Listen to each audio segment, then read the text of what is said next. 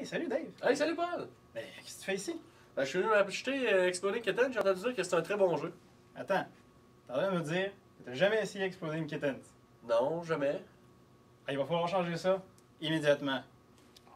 Tu vois, Dave, Exploding Kittens, c'est un petit jeu de cartes facile à transporter. Ça se joue en petites parties de 15 à 20 minutes et c'est selon moi un incontournable pour animer n'importe quel vendredi soir. Tu peux expliquer ce jeu-là à n'importe qui super facilement en 3 concepts super simples. Premier concept, si tu piges une carte Exploding Kittens, tu exploses et tu es éliminé de la partie. Deuxième concept, si tu es le dernier à ne pas avoir pigé une carte Exploding Kittens, tu gagnes la partie. Et troisième concept pour toi, mon Dave, toutes les autres cartes du jeu t'aident finalement à éviter ces cartes-là.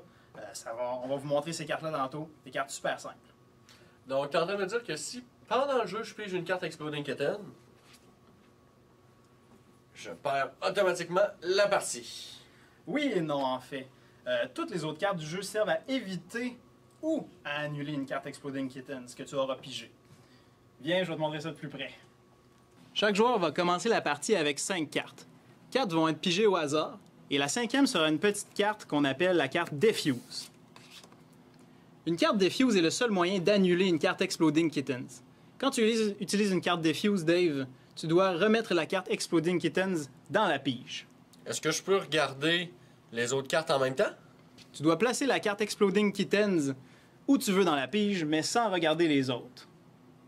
Il y a aussi beaucoup d'autres cartes dans le jeu qui peuvent t'aider à gagner la partie. Une carte comme See the Future t'autorise à regarder les 3 premières cartes de la pige, tandis que les cartes Skip te permettent de passer ton tour tout simplement. Tu as probablement remarqué, Dave, que certaines cartes ne contiennent pas de texte. Elles vont te servir à voler les cartes des autres joueurs. Si j'ai 2 cartes identiques, ceux-là qui n'ont pas de texte, je peux les utiliser pour prendre une carte au hasard à un de mes adversaires.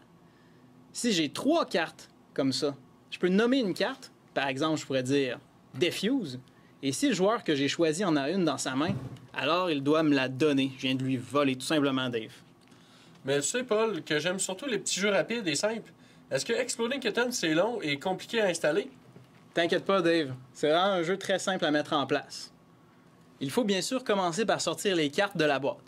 On enlève toutes les cartes Defuse et les cartes Exploding Kittens du jeu.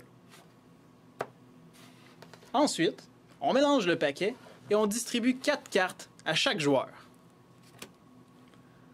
On donne une carte Defuse à chaque joueur. Puis, finalement, on va remettre dans le paquet un nombre de cartes Exploding Kittens qui correspondent au nombre de joueurs moins 1. Fait que comme quand on joue toi puis moi, Dave, on va juste en mettre une dans le paquet. Finalement, chaque fois que c'est mon tour, je commence par jouer autant de cartes que je veux. Puis, quand j'ai terminé, je suis obligé de piger une carte. C'est comme ça que les tours vont se dérouler. Je joue mes cartes actions, puis je pige une carte, puis j'espère que ça ne sera pas Exploding Kittens. Fait que jouer à Exploding Kittens, Dave, c'est aussi simple que ça. Est-ce que tu as hâte de jouer? Bien sûr. En boutique, on a les 2 versions. On a une version classique pour tout le monde et une version un peu plus osée pour les tripeurs. 30 ans et plus, on vous avertit. Donc c'était tout pour cette fois. On vous donne rendez-vous dans peu de temps pour une autre vidéo explicative de la part de vos passionnés de l'imaginaire à Place Laurier, Québec.